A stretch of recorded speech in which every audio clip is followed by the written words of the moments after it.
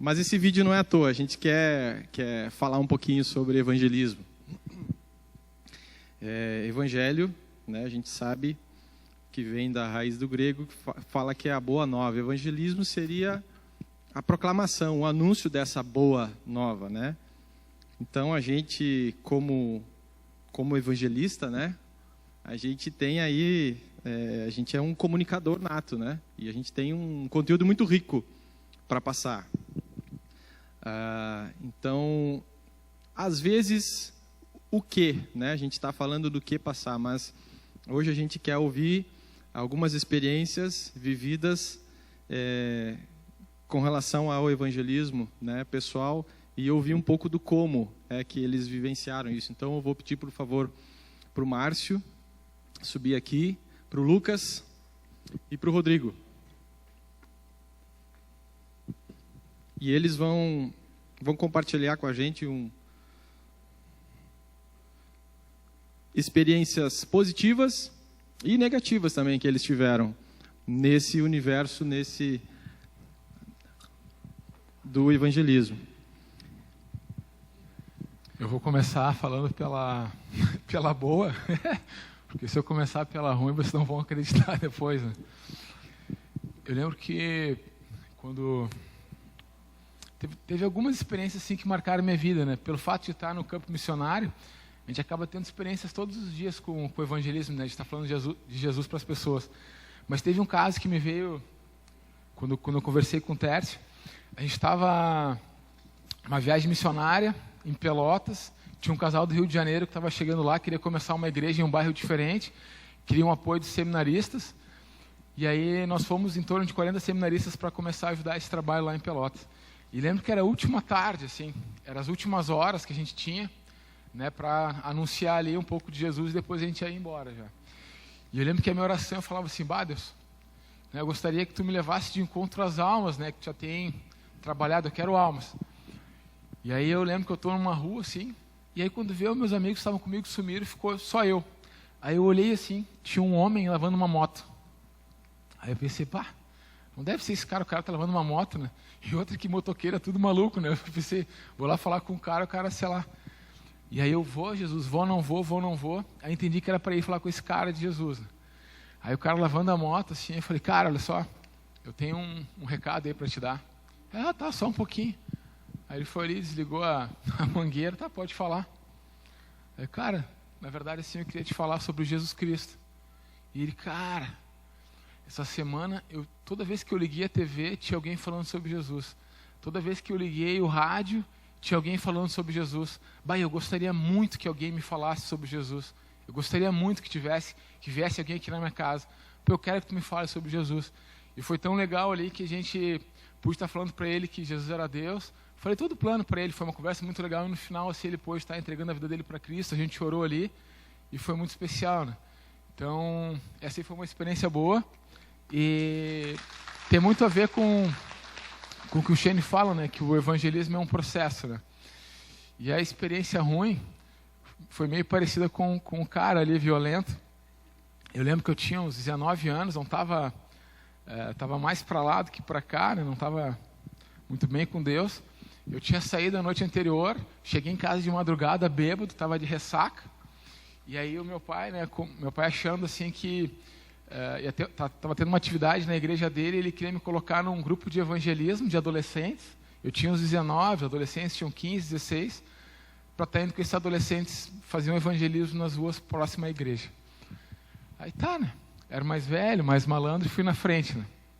Aí eu fui ser um senhor assim de casa, aí eu falei, cara, a gente tem aqui um folhetinho da palavra de Deus para te entregar. Aí quando o cara falou, não, isso aí é coisa que querem pegar o nosso dinheiro. O que tu falou? Repete, cara. Aí ele, não quero ouvir, não. Agora tu vai ouvir, cara. Vem aqui. E fui atrás do cara, e o cara nervoso, e os adolescentes atrás achando que já ia dar briga. Foi horrível. Foi horrível. Quando eu olhei para trás, assim, os adolescentes já fora do portão da casa, assim, apavorados, e eu ali discutindo, brigando. E me identifiquei com o vídeo, e foi um dia que eu fiz sem amor nenhum. Fiz por fazer, né? Por influência do meu pai. Então, para mim, foram duas experiências, assim, uma foi muito boa e a outra foi muito ruim. Isso aí. Ok, obrigado, Márcio. Obrigado por nos deixar uma clareza tão grande assim, né, do como a gente não deve fazer, né? Como não proceder no evangelismo. Lucas, Oi. Quais experiências que tu pode contar para a gente sobre o evangelismo? Sim, eu estava pensando sobre isso hoje. Ele falou comigo sobre essa ideia de compartilhar algumas experiências boas e más, né? De esse negócio de falar, espalhar o evangelho. E para mim, eu pensei, o que é uma boa história? Eu acho que qualquer história onde tu obedece a Deus é uma boa história, né? Porque esse negócio de evangelizar, os resultados estão nas mãos de Deus, né? Então, a coisa que é importante para nós é para obedecer, para abrir nossas bocas e falar sobre Jesus. Então, qualquer história que uma pessoa faz isso, eu acho que é um bom exemplo. E, em contrário, um mau exemplo, história é quando Deus te dá uma oportunidade e tu não fala. Isso é um mau exemplo. E realmente eu tenho um monte de dois na minha vida. Um exemplo que eu estava pensando, realmente é um dos meus histórias mais preferidas, porque para mim é muito engraçado e mostra o poder e a vontade de Deus, porque eu estava com um grupo dos meus amigos e nós saímos para a rua para evangelizar, com o mesmo jeito que ele fez, mais ou menos. Mas foi a minha ideia, então as minhas amigos, eles me disseram, tá, Lucas, então tu vai falar o evangelho. Eu? Então eu fiquei muito nervoso. Sabe que até hoje eu sempre fico nervoso, né? Até agora, sempre, né? Então isso é uma coisa bem normal. Então se tu ficar nervoso, tá, fica na paz, é uma coisa normal. Mas nós fomos para um bairro, uma rua cheia de clubes e bares, coisas assim, cheia de pessoas lá na rua, algumas bebidas, algumas outras não. Então, vamos falar, essas pessoas, eles precisam de Jesus, né? Então, vamos lá. Então, nós fomos lá, mas eu estava cheio de medo. Não, eu cheguei, olhei, qual pessoa eu vou falar? Qual pessoa? Eu vi um jovem, mais pequenino, né? Eu pensei, eu vou falar com ele, porque se ele não gostar, ele não pode me bater. Eu pensei, eu posso me defender. Então, é uma boa estratégia. Eu fui para ele, eu comecei de falar, e realmente, eu não lembro o que eu falei, mas eu sei que tudo foi errado. Em fato, quando eu estava falando com ele, no mesmo tempo, eu estava pensando, dentro de mim, Lucas, o que tu está falando? Isso não faz sentido, isso é ridículo. Tu sabe o evangelho, né? O que tu está fazendo? Então, foi uma bagunça, mas eu tinha os meus amigos em volta de mim, então, eu tenho que fazer alguma coisa, né? Estava falando com ele, e no fim, eu pensei, Lucas, tem que dar uma oportunidade para ele, para aceitar Jesus. Então, tá. Eu vou pedir que ele orar. Mas eu tinha muita vergonha, porque eu pensei, com certeza ele não vai aceitar, porque com certeza ele não sabe o evangelho, porque as coisas que eu estava falando foi uma bagunça. Então, com uma cabeça baixa assim, né, os olhos, eu disse, tá, cara, tu quer aceitar Jesus agora, né? Ele realmente, e ele disse, sim. E minha resposta, eu disse, sério? E realmente ele orou, ele aceitou Jesus. Isso foi uma coisa de Deus mesmo. Isso é o moral da história, porque para evangelizar os resultados estão nas mãos de Deus. Porque ao lado dele, o amigo, ele é um batista. Ele faz parte de uma igreja e ele foi muito animado. E ele disse, eu vou levar ele para o grupo jovens, coisa assim. Então, foi uma coisa de Deus. Então, eu falei tudo errado, mas Deus estava fazendo algo. Né? Amém. Então, a coisa importante é para obedecer. Glória a Deus. Eu acho que eu já gastei todo o meu tempo, né? Você tem alguma negativa? Claro, eu tenho então, mais vamos lá. de Vamos nessa. monte Essa nos interessa muito. Só um. Aqui eu já disse, acho que qual experiência onde Deus te dá uma oportunidade e tu não abre a boca e obedecer, isso é uma experiência negativa. Eu tenho só algumas semanas atrás, eu estava orando, eu cheguei aqui no Brasil 2 meses atrás, eu não lembro, 3 meses, não sei. Eu estava aqui, lá no bairro, lá em Gravataí, e eu estava orando, Deus, me dá uma oportunidade hoje para falar com alguém sobre Jesus. Mas eu orei, mas eu pensei, ele não vai responder para isso, porque quem eu vou encontrar hoje, né? Mas eu orei. E eu estava fazendo algumas coisas, né? Eu fui para a Farragem. E lá na Farragem, por causa da minha sotaque, e sabe que eu tenho, né? Talvez se você não tivesse falado... Muito tempo eu odeio esse sotaque, mas realmente é uma grande chave, me ajuda muito, porque abre um monte de portas. E é verdade. E eu fui para uma Farragem, e ele disse, cara, tu é de onde? Eu sou brasileiro. Não, eu disse, eu sou americano, e ele disse, aqui tatuagem que tu tem lá no braço, porque é em português. O que é esse a tatuagem? E eu botei uma das razões que eu botei a tatuagem aqui é para evangelizar, porque é um versículo para mim que é muito forte. João, capítulo 11, versículo 25, 26. Então, Deus abriu esse grande porta para mim, para obedecer, para evangelizar. E eu orei, eu disse, é um versículo muito, muito importante para mim. Você pode ler para nós? Pode ler para nós?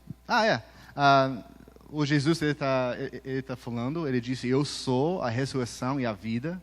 Quem crê em mim, ainda que morra, viverá. E quem vive e crê em mim, nunca morrerá. Você acredita nisso? Realmente, só tem que ler meu braço, o meu braço, e pode evangelizar, né? Eu só tinha que ler para ele. E orei, é um bom versículo que eu gosto. Deu. Eu saí e eu pensei, Deus, o que eu fiz? Para mim foi uma experiência muito negativa. Porque eu orei, eu pedi, ele respondeu, eu não obedeci. Então, acontece, né? Obrigado. Rodrigo. É engraçado, né? O Lucas falando da questão do nervosismo. Eu acho que isso faz parte realmente. O problema todo é quando a gente perde esse nervosismo. Mas olhando esse vídeo aí, começou a passar um filmezinho na cabeça também, de algumas situações que eu vivi. E é impressionante como no início, mesmo honestamente errado, a gente age daquela maneira. Eu não chegava a dar a gravata em ninguém, até porque o tamanho não ajuda muito, mas era mais ou menos daquele jeito. Jesus tinha me resgatado, mas eu chegava sempre mostrando para as pessoas a justiça de Deus. O lado daquele Deus que cobra, aquele Deus que castiga. E eu chegava para as pessoas e fazia exatamente aquilo. Olha, se você não aceitar a Cristo, você vai para o inferno. Cheio da palavra, porque a palavra diz isso, a palavra, se tu não fizer assim, tu não vai para o céu. Enfim, muitas pessoas acabaram ficando pelo caminho, muitos não queriam nem me ver, muitos me viravam as costas quando eu chegava perto. Na época, eu era do exército, E eu queria ganhar todos aqueles meus colegas do exército para Cristo. E eu lembro de uma situação que uma vez eu cheguei para um deles e comecei exatamente assim. Eu querendo de todo o coração ganhar ele para Cristo, mas eu comecei a mostrar o lado daquele Deus bravo. E eu, depois de ter falado tudo isso para ele, ele me olhou para mim e disse assim: cara, mas esse é o Deus que... Eu não quero esse Deus. Sabe o que eu disse para ele? Bom, depois não disse que eu não te avisei. Então, pode imaginar o que isso causou, né? E ainda saí cheio da razão. Bom, a minha parte eu fiz, agora se ele quiser aceitar, é problema dele. Mas com o tempo, Deus começou a me mostrar: cara, não é isso que eu quero que tu faça. Será que foi isso que eu fiz contigo? Será que eu te castiguei pelos teus erros? O que foi que eu fiz? Da onde eu te tirei? Olha o que tu era e olha o que eu venho fazendo contigo. Eu te aceitei do jeito que tu é. E isso começou a abrir os meus olhos. E aí eu comecei a mostrar então o outro lado de Deus. E é impressionante como muitas vezes a gente acha, quando se fala em evangelismo, é só falar, é falar do evangelho, mas não é só isso. Nós evangelizamos com a nossa vida, com a nossa atitude, e são as pequenas coisas que vão chamar a atenção daquelas pessoas que estão à nossa volta. Para quem me conhece sabe que quando eu ando com a minha esposa, é segurando na mão. Deus transformou a nossa vida realmente. E numa dessas vezes a gente estava num grupo de amigos, ela saiu do carro antes e eu fiquei fechando o carro e eu corri até ela e peguei na mão dela.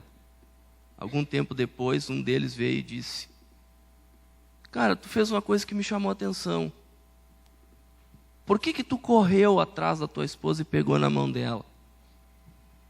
Aí eu olhei para ele e disse assim: porque Deus já me mostrou a importância que ela tem na minha vida e que eu preciso estar sempre junto com ela. E aí eu tive a oportunidade de falar do que Deus fez na nossa vida, no nosso casamento, e alguns dias depois essa pessoa chegou para a gente e disse: olha, eu quero esse Deus que transformou a vida de vocês e eu preciso dessa transformação.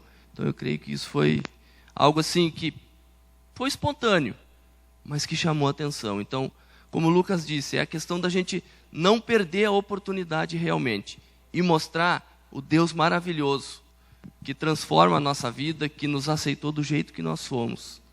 E as pessoas estão precisando realmente disso. Uma das coisas que eu gosto muito de usar e que é uma das táticas que eu uso, eu chego para a pessoa e digo assim: olha, se você tivesse a oportunidade de pedir alguma coisa para Deus hoje, o que você gostaria de pedir? Primeira reação, a pessoa leva um susto. Ah, mas por que tu está me perguntando isso? E aí vai te dar abertura para você chegar e falar. Então, é pedir realmente que Deus nos dê a direção e nos mostre como realmente mostrar o amor tão grande, tão infinito que Ele derrama nas nossas vidas todos os dias. Amém. Uma salva de palmas para os nossos corajosos que compartilharam com a gente aqui um pouco do que eles já viveram com o evangelismo. Eu só vou pedir um tempinho para vocês poderem sentar e assistir junto com a gente esse vídeo, que também tem a ver com o tema, e depois eu passo a dinâmica. 2-2, qual é a ideia? Acho que pode jogar para a gente na tela aí. Pensando nesses vídeos que a gente assistiu, nos testemunhos que a gente teve aqui, a gente quer que vocês sejam confrontados com essas perguntas e tentem escrever, mostrar alguma coisa. São perguntas que provavelmente vocês já foram confrontados, e se não foram, correm o risco. À medida que forem compartilhar do Evangelho com alguma pessoa. E a ideia aqui é a gente fazer uma reflexão.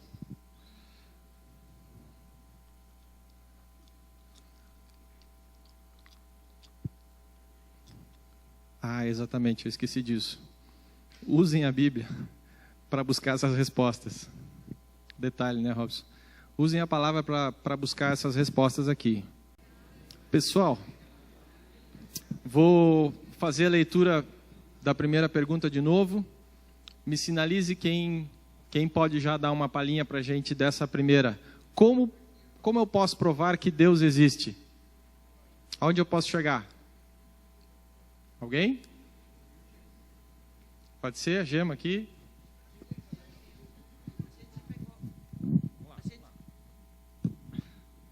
De repente eu sou a única que está errada, mas quer dizer, nós duas, eu e a Cíntia. Mas eu vou dividir o meu errado com a Cíntia. O que a gente, assim, como provar que Deus existe, né? Então, assim, a gente poderia estar filosofando, falando muita coisa quando a gente estiver evangelizando, mas eu vou dizer, olha, eu me baseio na palavra, eu me baseio na Bíblia, e a Bíblia vai dizer ali em Gênesis, logo no começo, que Deus, né, ele criou todas as coisas, e ele tinha todo o controle. E depois em João 1, também em João 1, do 1, acho que até o 3 ali, e vai dizer que no princípio era Deus, né? No começo era o verbo estava com Deus, o verbo era Deus. Então, assim, se eu tenho a palavra como sendo, né, a base da minha fé, eu vou crer que Deus existe. Tércio, tem mais uma aqui, ó. Vai lá, Carlos. Pela fé, unicamente pela fé. Está em Hebreus 11, 6.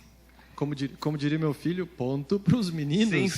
Sem fé é impossível agradar a Deus, pois quem dele se aproxima precisa crer que ele existe e que recompensa aqueles que o buscam. Amém. Gente, amém. De fato, essa pergunta, ela é bastante abrangente, abstrata, é difícil, né? Agora, é quase assim, impossível eu provar, né? Agora, essa resposta mostra qual é a condição que eu tenho para viver isso, que é fé. Eles leram Hebreus 11, 6. De fato, sem fé é impossível agradar a Deus, porque é necessário que aquele que se aproxima de Deus creia que Ele existe e que se torna galardoador dos que o buscam. Alguém mais quer contribuir? Em Romanos fala que os homens são indesculpáveis por não conhecerem a Deus, porque os atributos invisíveis de Deus são manifestos através da natureza. Então, por isso eles se tornaram indesculpáveis, e Deus os entregou às suas ansiedades, enfim, às suas próprias concupiscências. Então, lá Romanos fala que a natureza manifesta a existência de Deus. Então, mesmo que ele não conheça, não ouviu a palavra, ao ver a criação, eles têm que pensar, existe um criador, um engenheiro de tudo isso. Legal. Amém?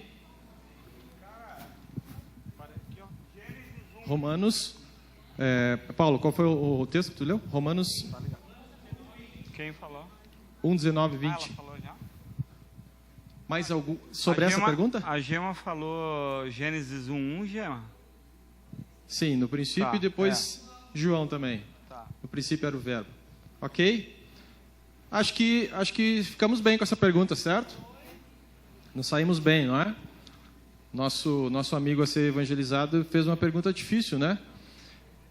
E a segunda pergunta foi, ok, então se Deus realmente existe e se Ele é bom, por que há tanta maldade e tantos inocentes morrendo?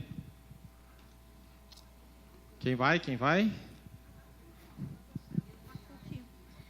Por causa da nossa desobediência e os nossos pecados contra Deus. Abacuque 1:3.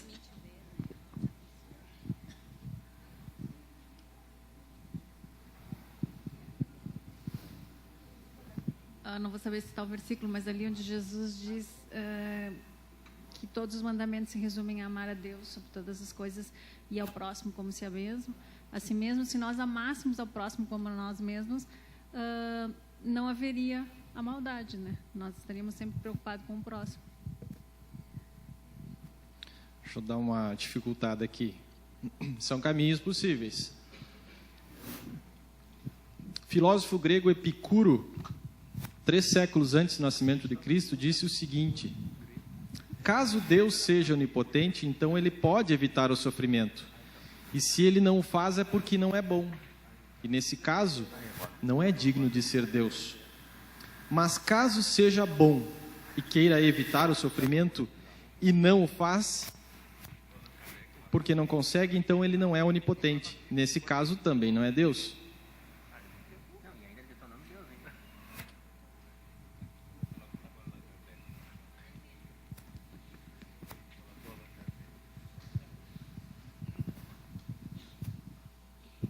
Eu não sei dizer qual versículo, tá?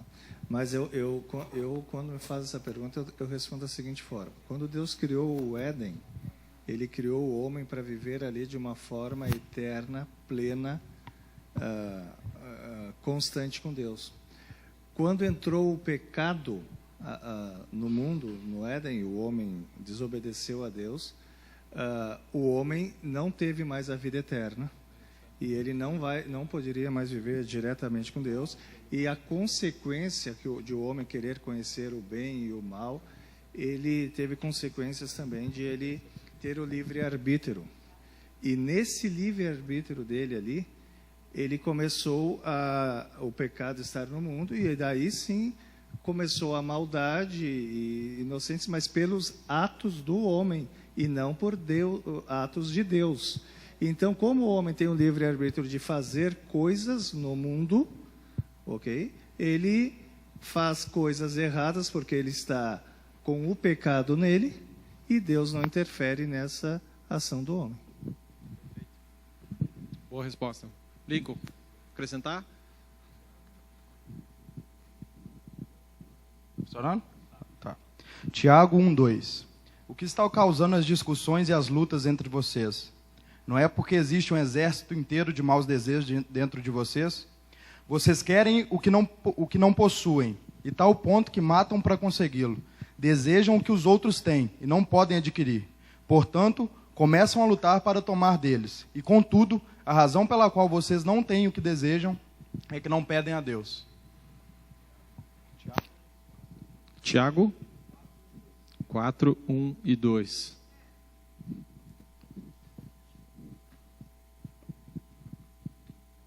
Eu não sei se tem versículos, mas tem uma historinha que eu achei super bacana, até rolou no WhatsApp essa semana aí, tem muitas pessoas que receberam. Mas até do filme também, aquele, né, que Deus não está morto, aí tem aquela palavra, né, Deus é bom, como é que ele fala? Deus é bom todo tempo é bom, né? Então tem aquela historinha que o cara foi com o rei dele, foi caçar, e veio um leão, tentou pegar ele, né? E ele perguntava pro servo dele, né? Como é que Deus é bom se deixa acontecer todas essas coisas ruins, né? O cara salvou ele, mas pegou o dedo, né? Se Deus fosse tão bom, ele não tinha deixado eu perder meu dedo, né? Estou resumindo assim para vocês, porque eu não lembro direito. Mas, assim, muita gente escutou. E eu acho super bacana essa história. E aí, depois, ele ficou bravo com o servo, porque ele perdeu o dedo. Daí, o rei prendeu ele, né? Depois de um tempo, ele voltou para fazer de novo a caçada. E os índios pegaram e prenderam o cara que iam matar eles para os deuses, né? E aí, não mataram ele porque ele não tinha um dedo. Daí ele entendeu, né? E o cara dizia todo o tempo, o servo dizia que Deus sabia o que estava fazendo, que Deus era bom. E aí é uma história bem bacana, assim, né? E eu sei que tem um versículo, se alguém souber, que ilustra essa história. Eu não sei qual é. Gente, a gente precisa avançar. Nós temos mais 2 perguntas e o nosso tempo aqui já estourou. Precisamos passar a palavra para o professor Maidana.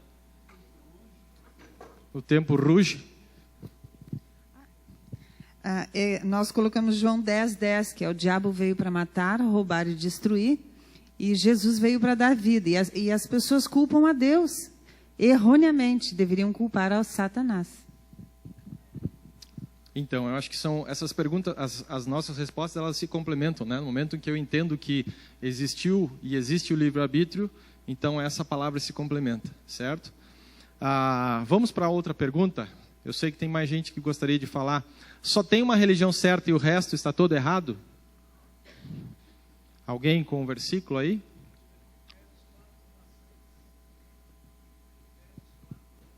Tem ele aí aberto? Efésios 4, 1 a 6. Só existe um corpo de Cristo, um só Espírito, uma só esperança, um só Senhor, uma só fé, um só batismo, um só Deus, Pai de todos. Efésios 4, 1 a 6. Muito bem.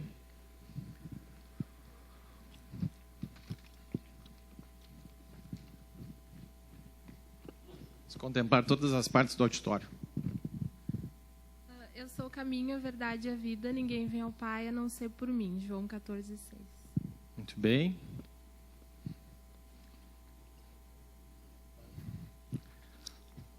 Mais alguém?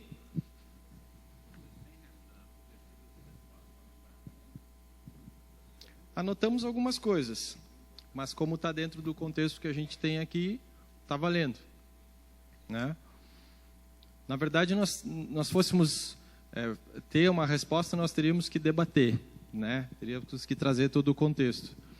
Mas a ideia foi justamente essa, trazer a reflexão. Esse assunto não se encerra aqui, né? A questão da prova surpresa, da pressão de se confrontar com uma pergunta dessas, é para que justamente a gente faça esse puxar de toalha, essa reflexão, e quando tiver que enfrentar, ou se for enfrentar, passar por isso, já ter um pouco mais de vivência, né, nisso. Não simplesmente abrir, olha, o versículo é esse e pimba, né?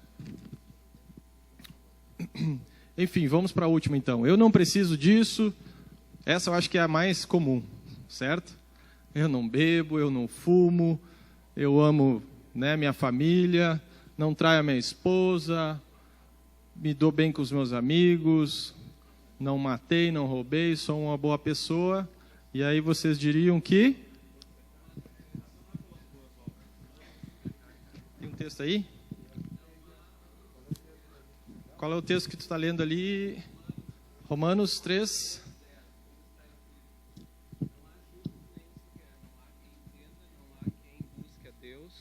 Todos se extraviaram, a uma se fizeram inúteis, não há quem faça o bem, não há um sequer. Romanos 3:10.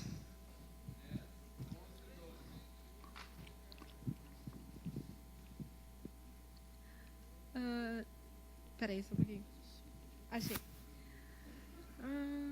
Não por obras de justiça praticadas por nós, mas segundo sua misericórdia, ele nos salvou mediante o lavar regenerador e renovador do Espírito Santo. Aí em Tito 3, de 4 a 7, se vai, né? E em Efésios 2, 8, 9 também diz que somos salvos pela graça, por meio da fé e não por obras.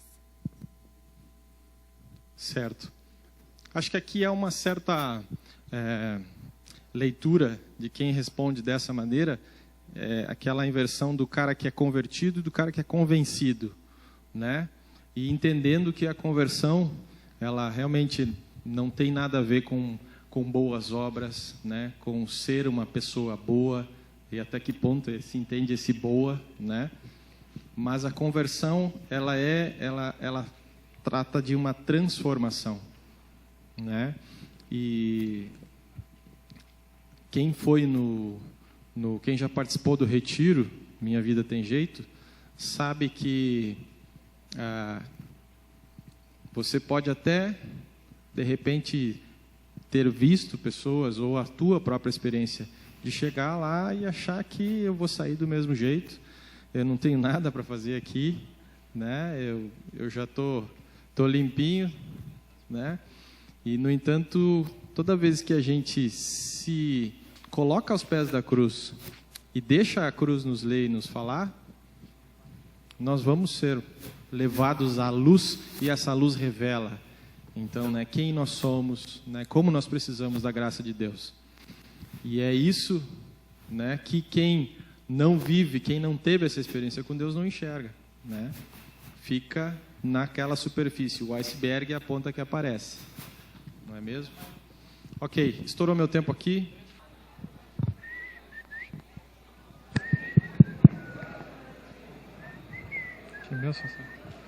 Vamos começar. Alô, alô, alô, alô, alô, alô, alô.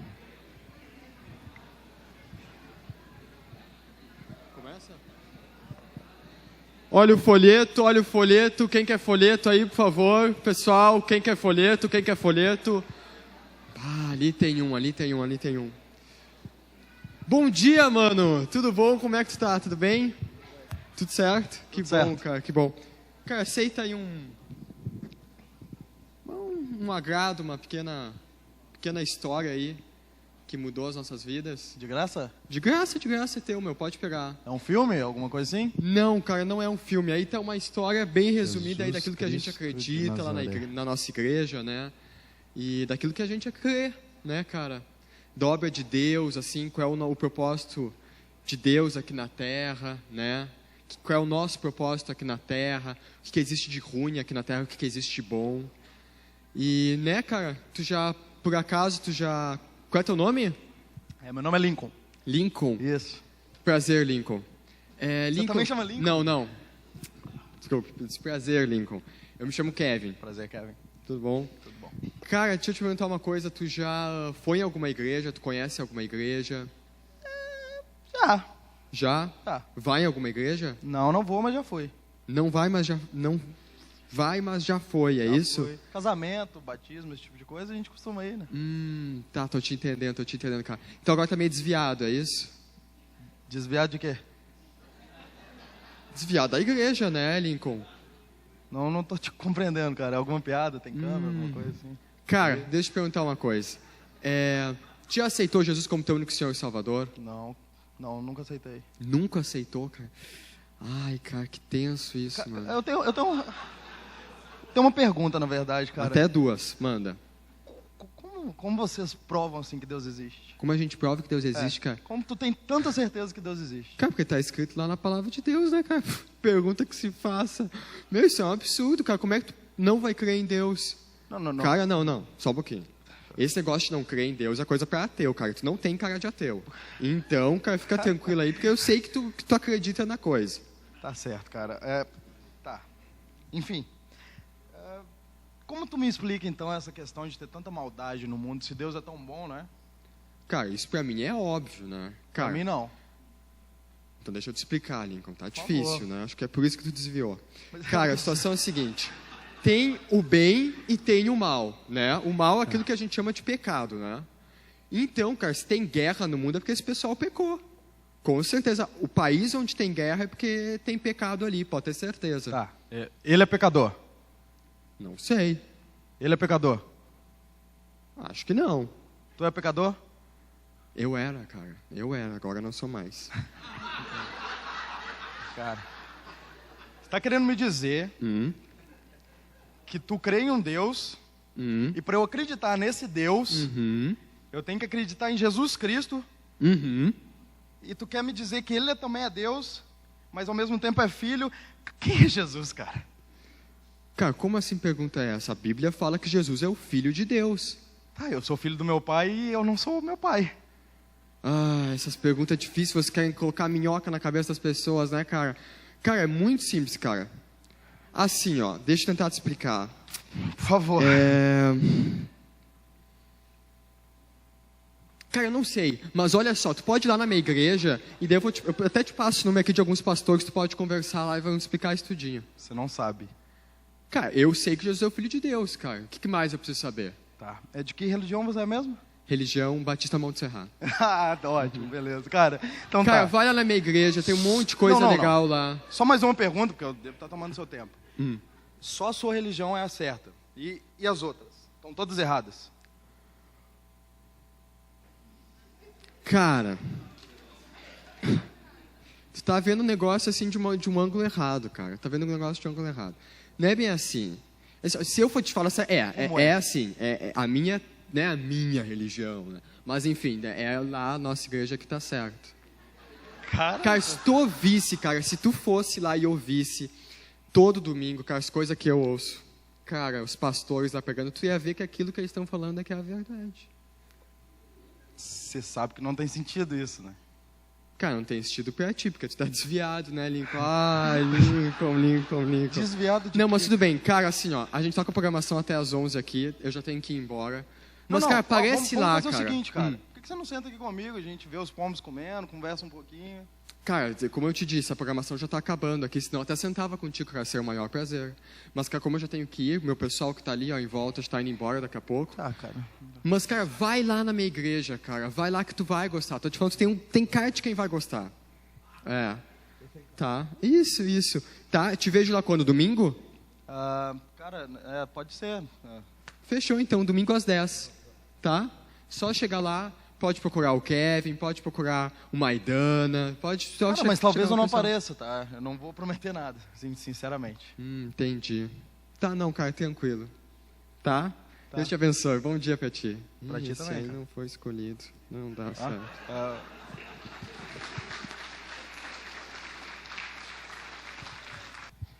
Boa noite, gente.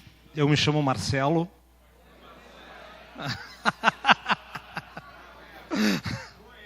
É que muita gente não sabe, mas esse é o meu nome. Marcelo. Viu? Então, mas acabou ficando Maidana. Então, colou Maidana. Como vocês puderam perceber, nós não temos, os nossos pastores hoje eles estão viajando. Eles estão essa semana lá em Marília, numa semana de imersão. Então hoje o Tadel está entregue para os estagiários. Se alguma coisa der errado, vocês já sabem, a culpa é do estagiário. Essa é a fala sempre, é a fala de sempre, tá bom? Semana passada o Tércio fez um desafio de nós enviarmos cartas para os nossos missionários na Turquia. E o Paulo, está ali o Paulo, levanta aí, Paulo. Está ainda, né, responsável por receber as cartas, mimos, agrados. Então, quem quiser pode entregar para o Paulo, quem trouxe, deixe com ele. Ou então, na sexta-feira, à noite, ele está aqui com um PG. Né? Ele tem um PG que acontece enquanto o amontoado está acontecendo lá embaixo. Então, eles têm um PG, pode procurá-lo e conversar e entregar para ele, tá bom? Quantos aqui já estão discipulando? A resposta óbvia, a pergunta óbvia então é no contraste. Quantos não estão discipulando ainda? Quando nós estávamos lá atrás, uma pessoa chegou e perguntou: tu que é o líder do meu pequeno grupo, tu tem que arrumar alguém para eu discipular. Porque faltam 4 semanas para terminar o Tadel. E vocês lembram que até o final desse módulo, todo mundo tem que estar discipulando. Então, digo que isso não é responsabilidade do líder de pequeno grupo. Isso é responsabilidade sua, junto com Deus, de orar, de buscar e de encontrar alguém que vai caminhar com você. Tá bom? Então, aproveitem aí esses últimos dias, esse último mês. Eu já encontrei árvore de Natal na rua. As pessoas já estão lá em dezembro e a coisa está muito acelerada. Então, logo termina o nosso treinamento. A gente vai dar uma olhadinha agora no capítulo 8 da nossa apostila. Tá? Nesse tempo final que nós temos, a gente vai explorar um pouco a apostila lá no capítulo 8.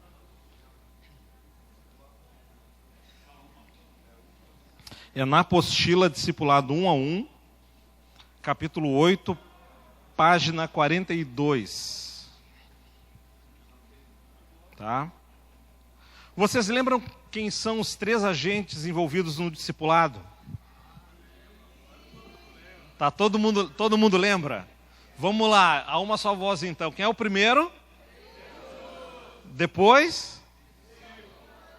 Olha, vamos na ordem que nós já vimos. Jesus, o discípulo e o discipulador. Tá? Porque hoje a gente vai centrar um pouco na figura do discipulador. Já falamos bastante sobre o processo de discipulado, já falamos bastante sobre a questão de ser discípulo, e hoje a gente vai focar um pouco sobre a figura do discipulador. A gente começa hoje, termina na próxima aula, tá bom? Então, ali na página 42, tá? O que significa ser discipulador? Quais são as implicações disso? Porque quando a gente se envolve nesse processo, a gente tem que estar preparado para as implicações que esse processo traz. Às vezes as pessoas se empolgam, às vezes as pessoas se emocionam e querem viver de forma intensa o processo de discipulado, e quando entram nesse processo, as exigências, as implicações, as circunstâncias que esse processo envolve, fazem com que as pessoas elas travem um pouco, fazem com que as pessoas ponham em dúvida se era ou não para viver aquilo. Então é bom a gente analisar sempre quais são as implicações desse processo. Agora, ao mesmo tempo, uma pergunta se impõe. Discipular alguém, nós temos escolha? O que vocês acham? Sim ou não? Temos escolha de discipular alguém. Olha só o que a Bíblia nos diz. Olha só o que a Bíblia nos diz lá em Mateus 28, 19. Mateus 28, 19. Portanto, vão e façam discípulos. No momento que nós somos discípulos de Cristo, no momento que nós entramos nesse processo junto com Cristo, nós estamos diretamente envolvidos nesse contexto de sermos discípulos e fazermos discípulos. O ID de Mateus, eu gosto mais do que o ID de Marcos. Normalmente, quando fala no ID, se fala em Marcos 16, 15. Mas o ID de Mateus 28, 19, ele é muito mais relacionamento do que evangelismo. O ID de Marcos 16, 15 é ir e pregar. O ID de Mateus 28, 19 é ir e fazer discípulos, ensinando a guardar todas as coisas, batizando em nome de Jesus. Então é um processo que traz um envolvimento. Apesar de nós, às vezes, pensarmos, isso não é para mim. Nós precisamos entender que, como discípulos de Cristo, nós precisamos fazer discípulos. Seja através de um processo, entre aspas, formal, que é chegar, encontrar uma pessoa, vocês orarem e entenderem que precisam viver aquela experiência de discípulo, discipulador, e entrar nessa caminhada, ou então você se encontrar com alguém toda semana para tomar um café, para conversar, e ali começar a plantar Cristo no coração daquela pessoa, começar a mostrar para ela o que é andar com Cristo, como crescer, e esse processo ela vai crescendo e amadurecendo, você está fazendo discípulos. Então, não são para os vocacionados, não são para os escolhidos, não são para pessoas separadas. Ir e fazer discípulo é uma ordenança para todo discípulo de Cristo. Se você é um discípulo de Jesus, e eu tenho convicção que todos nós aqui somos, fazer discípulos é algo que está acima de qualquer chamado ou vocação ministerial. É uma ordenança que nós precisamos cumprir. Então, este processo, ali no terceiro parágrafo, tem um negrito, que eu gostaria que vocês acompanhassem a leitura. Diz assim: é importante que façamos a obra de Deus e cuidemos de pessoas de tal maneira que a glória do Senhor seja vista ao redor e naqueles de quem cuidamos. Saiu daqueles, mas é naqueles de quem cuidamos. Certo? Então, isso é algo que está colocado para todos nós. Se você ainda não está nesse processo, acelere a sua oração, para que até o final desse módulo você encontre e possa estar discipulando alguém. E o que significa, então, ser um discipulador? Eu escrevi uma definição, eu escrevi aqui bem sintética, que envolve alguns elementos que eu acredito que são importantes nesse processo.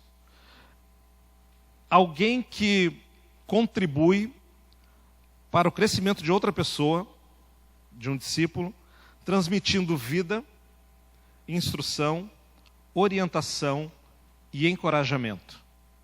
Alguém que contribui para o crescimento de outra pessoa ou de um discípulo, como está ali no PPT, transmitindo vida, instrução, orientação e encorajamento. Porque é isso que acontece nesse processo, né? Muitas vezes, quando a gente olha, por exemplo, de Jesus, quando ele discipulava, a gente consegue encontrar todos esses elementos presentes. Jesus, algumas vezes, ele sentava com seus discípulos e os instruía. O Sermão do Monte é um exemplo, né? Início do capítulo 5 de Mateus, ele senta com seus discípulos e ali ele começa a ensiná-los. E aí o capítulo 5, 6 e 7 de Mateus, ele instruindo os discípulos. Isso é instrução. Em outras circunstâncias, ele ia caminhando, ia pela estrada, curava aqui, ressuscitava ali, e olha, vocês estão vendo, estão acompanhando, ou então não falava nada. E os discípulos iam só olhando e aprendendo. E Jesus ia transmitindo vida para eles. Jesus ia ensinando com exemplo, Jesus ia ensinando conforme eles iam convivendo com ele, eles comiam juntos, eles dormiam juntos, eles andavam por aquelas estradas juntos. Então ele ia transmitindo vida. É claro que hoje, no nosso contexto, esse é um modelo difícil de ser seguido. Por quê? Porque todos nós trabalhamos, temos as nossas atividades. Então, desenvolvermos esse modelo de Jesus dessa forma é um pouco mais difícil. Mas nós temos vários ambientes onde nós podemos influenciar a vida de pessoas. Seja no ambiente profissional, seja no ambiente de casa, os nossos filhos, todos eles precisam ser discipulados e é a nossa responsabilidade como pais discipular os nossos filhos. Nós temos ambiente de pequeno grupo, nós temos o ambiente da celebração, nós temos o ambiente do discipulado propriamente dito. São encontros semanais que você marca e ali as pessoas transmitem conhecimento, encorajamento, vida uns para os outros. Então esses são os ambientes que nós podemos usar para transmitir vida, instrução, orientação e creio que encorajamento é algo importante. Porque às vezes as pessoas, nós vemos um mundo que oprime demais hoje, né? Um mundo que aperta demais as pessoas. É uma roda. Quando eu falei do Natal, deixa eu abrir o coração para vocês. Quando começa a chegar dezembro, eu começo a ficar nervoso. Por quê? Porque é uma ânsia das pessoas de consumir, é uma ânsia das pessoas de, sabe? E as crianças ficam alvoroçadas e começam a olhar as vitrines e o que vai acontecer no Natal, e o Natal, e o Natal, e o Natal. E aí as pessoas parece que lembram no dia 24 para o dia 25 que Jesus foi alguém que possibilitou que existisse o Natal. Dia 26 tudo passou, né? E a vida segue o seu ciclo normal.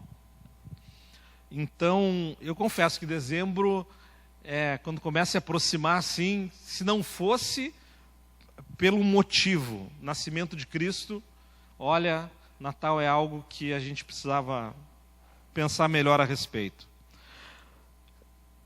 Então a gente viu essa definição de discipulado, de discipulador, alguém que contribui para o crescimento do discípulo, transmitindo vida, instrução, orientação e encorajamento. Tá?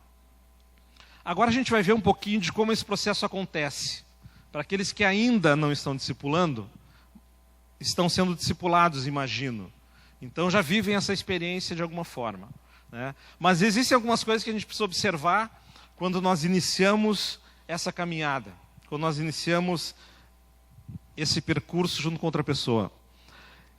Eu quero só destacar 4 desses itens que nós temos na apostila. E o primeiro deles é, a primeira coisa que nós precisamos fazer é estabelecer o tom. O que quer dizer isso? O que quer dizer estabelecer o tom? Quem é músico sabe, né? O tom é o que vai determinar como a música vai acontecer. Então, estabelecer o tom no discipulado é exatamente isso. É combinar como o discipulado vai acontecer. Né? É compartilhar, vai ser de forma formal, vai ser de forma informal, vai ser semanal, vai ser quinzenal, vai ser ali, vai ser lá. Mas essas coisas precisam ser combinadas, mas principalmente o coração precisa ser alinhado. O coração precisa ser alinhado. Porque para viver o discipulado, a pessoa, ela, não só você que é discipulador, mas o discípulo tem que estar disposto a isso. Ele tem que querer viver essa experiência, porque senão vai ficar muito pesado para todo mundo. Né? Vai ficar muito pesado. Um dia desses, um discípulo, alguém caminha comigo, disse, olha, a gente caminha junto há 2 anos, né? Eu disse, 2 anos. Deixa eu te contar uma coisa, o primeiro ano, foi tão difícil. Eu ia obrigado. Eu não queria estar lá.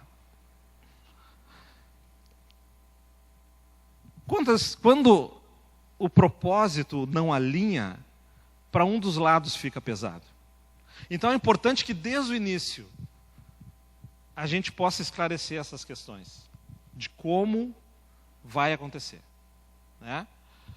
Uma das maneiras de nós estabelecermos esse ambiente de confiança, porque é um dos principais elementos da relação discipulador-discipulado, é confiança, é compartilhar lutas, compartilhar dificuldades, para que aos poucos o relacionamento vá se aprofundando.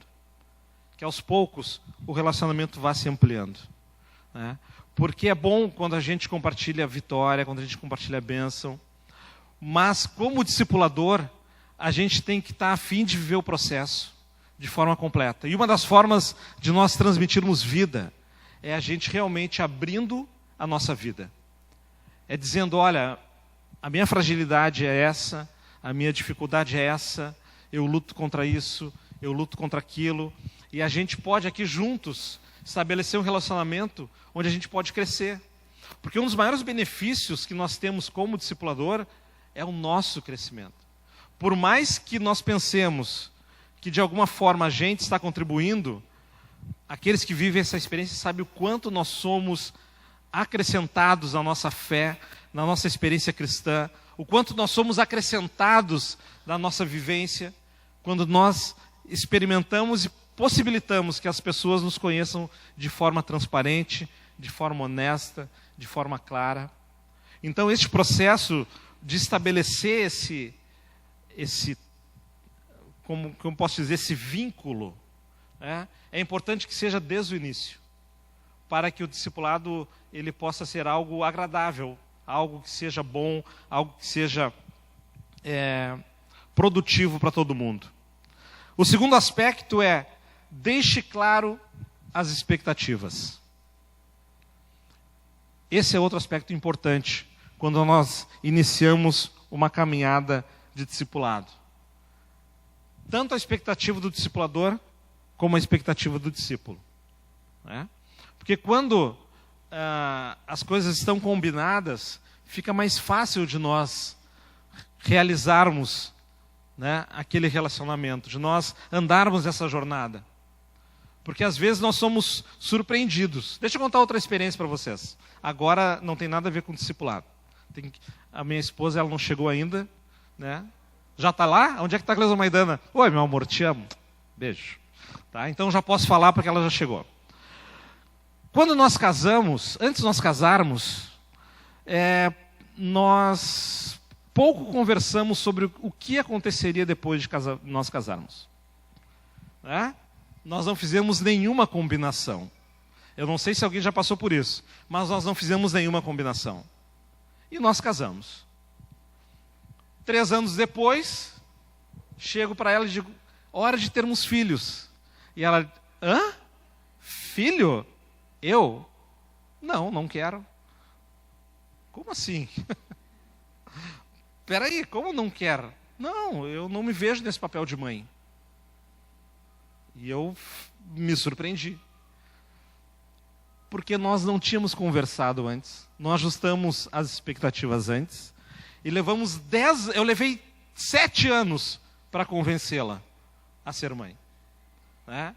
Quando convenci, olha, que mãe. Uma mãe exemplar. Mas levei 7 anos para convencê-la nesse processo. Imagina se a gente entra num processo de discipulado e começa a alinhar algumas coisas com o discípulo e disse, não, mas isso a gente não combinou. Mas isso a gente não acertou. Mas isso acho que não faz parte do processo. E aí a gente começa a se frustrar. Então é importante, no primeiro contato, nas conversas iniciais, que essas expectativas elas sejam ajustadas sobre aqueles detalhes que eu falei antes. Quando vai acontecer, a hora que vai acontecer, o local, quem paga o café, quando que o discípulo paga churrasco para mim, quando eu pago para ele. Né? Tudo isso, né, Zé, tem que ficar bem ajustado. Né? Porque senão, na caminhada, a gente começa a ter alguma dificuldade. Hoje não tem ninguém para me marcar o horário, porque sou eu que marco. Então eu posso ir hoje à vontade aqui, né? Todo mundo vai me dar sinal hoje aí, né? Tá bom. Quando vocês começarem a levantar, eu sei que é hora de parar. Tá? Outro elemento importante, manter a confiança. Vou voltar ao caso daquele discípulo que eu falei antes, que levou 1 ano quebrando pedra comigo, antes da gente conseguir alinhar tudo. Né? Quando nós conseguimos conquistar a confiança de alguém, é um trabalho lento e árduo. Ninguém chega no primeiro, segundo contato e já confia plenamente. É um trabalho que leva tempo. Mas para perder essa confiança, é rápido demais. É uma palavra mal colocada, é um comentário que ele fez contigo em privado no discipulado e você comentou com outra pessoa, e aí toda pessoa tem um melhor amigo, mas esse melhor amigo também tem um melhor amigo. E daqui a pouco, né, o comentário que você fez em privado já chegou para um grande número de pessoas, e aí a confiança ela se perde. Então, honestidade, transparência, tudo isso ganha a confiança. E o que precisa ser alicerçado é para que isso não se perca. Eu disse para esse discípulo, tu acha que foi 1 ano perdido, mas por 1 ano nós construímos um relacionamento de confiança. Eu não estava muito interessado em fazer com que o relacionamento aprofundasse, crescesse. Não, eu queria te conquistar. E agora que a gente conseguiu completar esse processo, pronto, a caminhada tem sido cada dia melhor. Mas tem que ter um esforço diário para a gente manter a confiança quando a gente conquista ela. Então, manter essa confiança é algo fundamental. Eu e a Cleusa, nós temos uma combinação. Nós discipulamos sempre casal, com exceção, a Cleusa discipula uma pessoa solteira. Mas nós sempre discipulamos o casal. E o que eu escuto, eu não compartilho com ela. O que ela escuta, não compartilho comigo. A não ser, e nós já temos essa combinação com os casais que nós caminhamos, se for algo que é necessário para que a gente alinhe o relacionamento, aí a gente conversa, aí a gente compartilha um com o outro. Olha, amor, eu acho que é bom tu dar um toque aqui, eu acho que é importante tu dar uma chegada ali, e aí a gente faz esse alinhamento. Mas no mais, eu não sei o que ela conversa com as mulheres que ela anda, e ela não sabe o que eu converso também. A não ser que seja necessário e importante para o relacionamento do casal, isso que a gente vai alinhar. Então, isso faz parte de confiança. Isso faz parte de solidificar o relacionamento. Certo? Lá na página 45, ali no Manter Confiança, o último parágrafo diz assim, ó, além do mais, os discipuladores aprendem tanto quanto ensinam. As relações de discipulador-discípulo não são relações hierárquicas nem de uma só direção.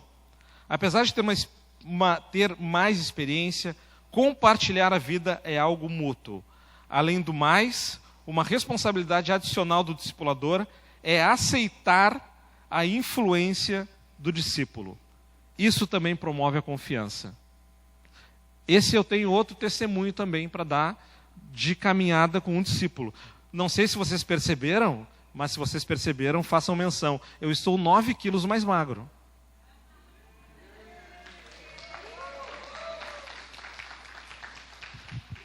Influência da minha esposa, evidentemente, que, né, para a gente permanecer casado era uma condição aí que ela impôs. Brincadeira. E do Marcelo Santos, também vocês viram que ele está bem mais magro também, né? E aí, eu olhando ele, disse, pô, eu vou ter que entrar nesse negócio aí, porque, né? E é verdade. Agora a gente vai entrar num processo para influenciar o Shane. Né? Está num processo para influenciar o Shane. Tá bom? Então, se permitir essa influência é algo bom, é algo necessário. Ninguém domina a verdade. Ninguém detém toda a verdade. Então, é importante que a gente possa se permitir crescer com aqueles que a gente anda. Correr junto, caminhar, isso aí é bênção nas nossas vidas. O último item ali é ter uma agenda. O que significa ter uma agenda? É saber o que se quer, como fazer e quando fazer.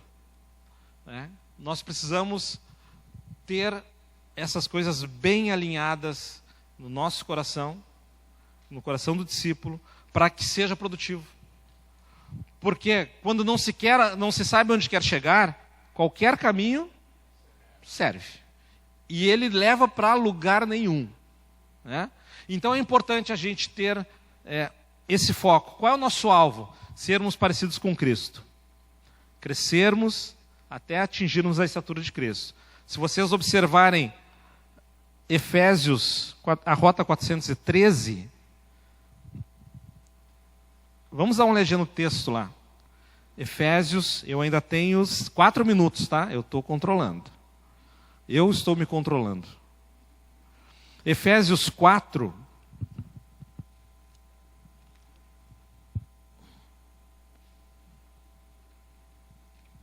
Efésios 4.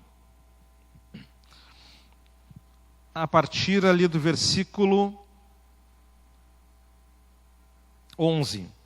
Tá? Vamos chegar até o 13, que é o texto que a gente tem em mente quando lê Rota 413. E ele designou alguns para apóstolos, outros para profetas, outros para evangelistas e outros para pastores e mestres, com o fim de preparar os santos para a obra do ministério. Então, um corpo ministerial com a finalidade de preparação da igreja, do corpo de Cristo, para que o corpo de Cristo seja edificado, certo? Até que todos alcancemos a unidade da fé e do conhecimento do Filho de Deus, e cheguemos à maturidade, atingindo a plenitude de Cristo. O propósito é que não sejamos mais como crianças levados de um lado para o outro pelas ondas, nem jogados para cá e para lá por todo vento de doutrina e pela astúcia e esperteza de homens que induzem ao erro. Antes, seguindo a verdade em amor, cresçamos em tudo naquele que é a cabeça, Cristo. Dele, todo o corpo ajustado e unido pelo auxílio de todas as juntas. Agora, presta atenção e marca isso na tua Bíblia. Todo o corpo, ajustado e unido pelo auxílio de todas as juntas, cresce e edifica-se a si mesmo. O corpo se edifica em amor, na medida em que cada parte realiza a sua função. Então, crescimento do corpo, ministério pastoral, ministério de ensino, eles edificam o corpo e o corpo se edifica.